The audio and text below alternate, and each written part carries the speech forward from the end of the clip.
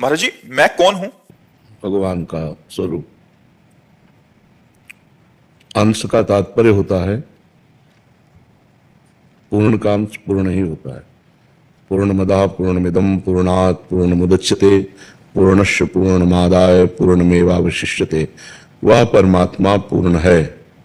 उस पूर्ण परमात्मा का अंश भी पूर्ण परमात्मा स्वरूप है। भगवान ने गीता में कहा ममैवांशो जीवलोके जीवभूता सनातना।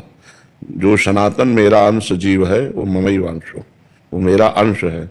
जैसे गंगा जी से एक चम्मच गंगा जल निकालो तो गंगा जल, एक टैंकर निकालो तो गंगा जल, तो गंगा जल तो गंगा जल ही है ना। जैसे ऐसे ही परमात्मा का अंश परमात्मा स्वरूप ही है।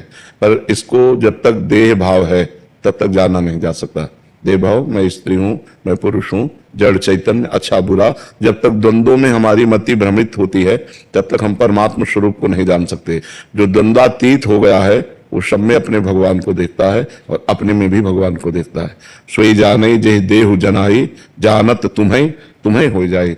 जो परमात्मा को जान लेता है तो वो परमात्मा स्वरूप ही हो जाता है, क्योंकि परमात्मा स्वरूप ही है। तो तत्त्वम अश, मैं कौन हूं? तो तत्, तुम परमात्मा स्वरूप ही हो। त्वम अश, तुम वही हो जिसकी खोज कर रहे हो, और कोई नहीं है। जब खोजने वाले को मिला तो खोजने वाला खो गया। जब तक मिला नहीं तब तक खोजने वाला रहा, और जब मिला तब खोजने वाला नहीं। जब मैं था तब हरि नहीं, और अब हरि हैं, मैं नहीं, खोजने वाला गायब हो गया। तो हम सब परमात्मा स्वरूप ही हैं, लेकिन अपने स्वरूप को भूलकर माया में ग्रसित होने के कारण काम क्रोध लोभ आदि के चक्कर में फंसकर हम पुनरपि जननम पुनरपि मरणम पुनरपि जननी जठरे शयनम, इसमें फंस गए। समझ पा रहे हैं आप? नाम जप करो, शास्त्र स्वाध्याय करो, सत्संग सुनो, पवित्र आचरण से रहो तो जान जाओगे। भगवान कृपा करेंगे तो आप अपने स्वरूप को जान जाओगे। अपना स्वरूप ब्रह्म स्वरूप है, परमात्मा स्वरूप है, जिसमें अग्नेयास्त्र का भी प्रवेश नहीं है, वायुवास्त्र वरुणास्त्र इन दिव्यास्त्रों का भी प्रभाव जिसके ऊपर नहीं, वो मैं हूं। नैनम छिन्नन्ति शस्त्राणि नैनम दहति पावकः न चैनम क्लेदयन्त्यापो न शोष्यति मारुता। वो हमारा दिव्य स्वरूप है।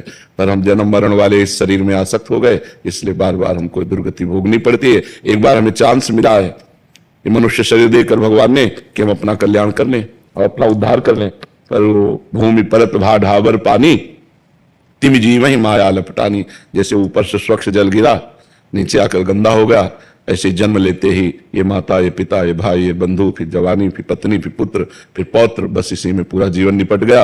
वो कभी एक मिनट भी बैठकर सोच नहीं पाया कि मैं कौन था, किस लिए आया हूं, क्या करना है। वो इसी में भूलकर अपने पूरे जीवन को नष्ट कर दिया। समझ पा रहे हैं?